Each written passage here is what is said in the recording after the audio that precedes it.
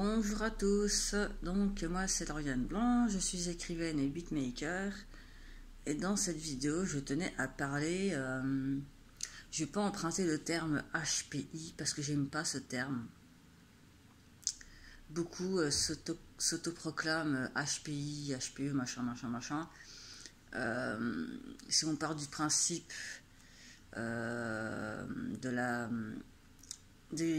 c'est pas dans les DSM, ce n'est pas un diagnostic, et beaucoup de personnes s'autoproclament HPI, HPE et tout ça. Donc j'avais envie de donner un petit peu mon hypothèse personnelle par rapport à qu'est-ce que la douance, qu'est-ce que la surdouance, ça touche qui, comment, de quelle manière, enfin ça touche qui possède cette douance, et tout ce genre de choses, quoi, comment, pourquoi. Alors dans un premier temps, j'ai envie de dire que personnellement, je pense que les personnes qui ont une intelligence réellement plus développée que des personnes de la norme, et ben encore une fois, ce sont les personnes qui ont appris à penser par elles-mêmes depuis toujours en finalité, parce qu'il y a des cerveaux qui sont câblés pour penser par eux-mêmes. Quand on a compris qu'on pouvait penser par nous-mêmes, forcément ça nous sort du cadre principal. Et le fait de savoir penser par soi-même, eh bien, c'est là une bien grande richesse intérieure qui justement développe des intelligences diverses et variées. C'est comme le principe, pour moi, pour ma part, hein, c'est un peu comme ça, c'est plus on va souffrir dans la vie, le degré de la souffrance d'une personne est proportionnel au degré de compréhension et d'empathie de cette personne. C'est-à-dire que plus la personne elle va souffrir, et plus la personne elle sera capable d'empâtir et de comprendre l'autre. Mais quand on conscientise ce mécanisme, lorsque l'on conscientise que l'on est capable de penser par nous-mêmes, parce qu'on est tous câblés de manière différente, même les personnes normales sont câblées différemment, sauf qu'elles ont des similitudes, et que nous, on diverge beaucoup plus. On arrive à se faire d'une opinion quelque chose qu'on va remanier à notre manière pour se dire oui ou non, je ne suis pas ok, je suis ok, pourquoi, enfin voilà, on va retourner le truc dans tous les sens et s'en faire sa propre opinion et non foncer droit dans ce préconçu, dans ce concept et dire amen, oui, amen, j'adhère. Non, c'est pas ça en fait. Donc c'est pas une question d'être surdoué, c'est pas une question de voilà, c'est une question de se dire je suis capable de penser par moi-même et de développer mes capacités, de développer mon potentiel, de développer mon imagination, puisque tout est relatif, et de développer mon empathie. Et plus je vais m'exercer à développer tout ça, et plus je vais aboutir à une intelligence qui diverge complètement de celle des autres, mais aussi d'une espèce de... En fait, c'est comme si on avait... c'est comme si ces personnes-là, elles avaient la notion de base. Une base que l'homme a construite. Mais l'homme, il n'est pas parfait, il ne sait pas tout, enfin, pour ne pas dire qu'il ne sait rien. Donc, du coup, il y a des personnes qui ont des croyances préconçues et d'autres qui vont faire de ces croyances préconçues leur propre croyance à elles. Et je trouve que c'est extrêmement important si on veut évoluer dans la vie, puisque c'est beaucoup plus intéressant de se faire ses propres croyances, enfin pas ses propres croyances, mais ses propres hypothèses,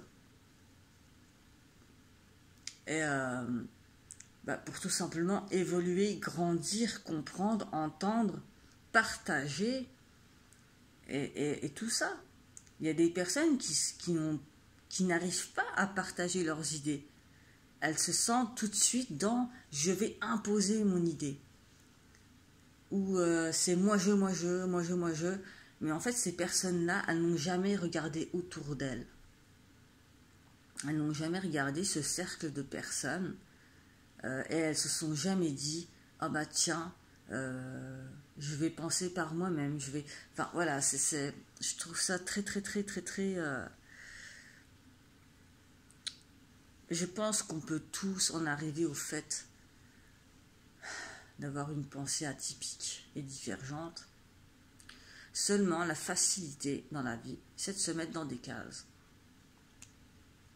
Donc, les gens, qui sont pas contents généralement, qui jalousent, qui envient les autres, qui sont dans la haine, dans tout ce genre de choses, qui sont dans l'envie, la jalousie, généralement, ce sont des personnes qui ne sont pas heureuses dans leur propre vie. Alors, j'invite toutes ces personnes à se faire leurs propres idéaux en finalité, à se faire leurs propres réflexions, parce que, voilà, c'est pas quand on va voir un médecin généraliste, il fait des erreurs. Il fera toujours des erreurs. Même si c'est un médecin généraliste, il n'est pas parfait.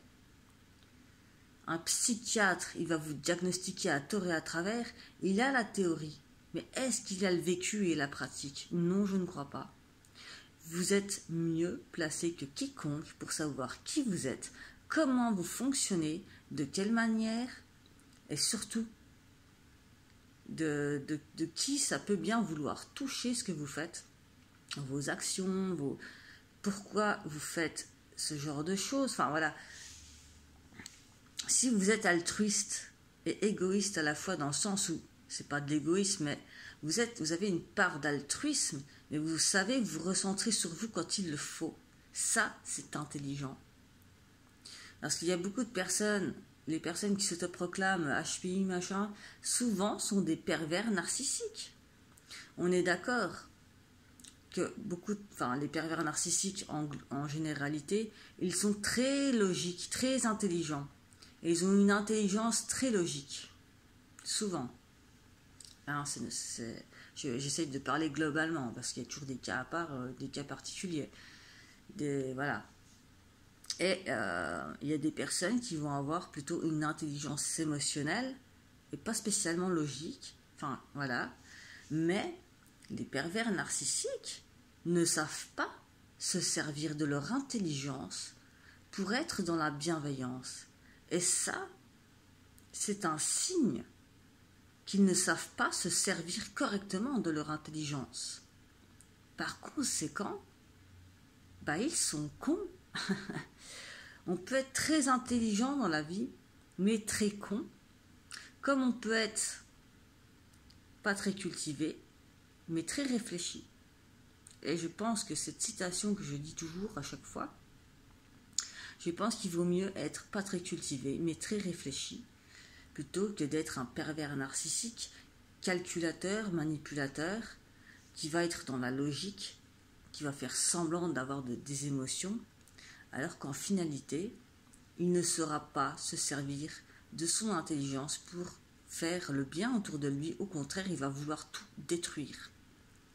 Une personne intelligente, c'est une personne sensée, juste, et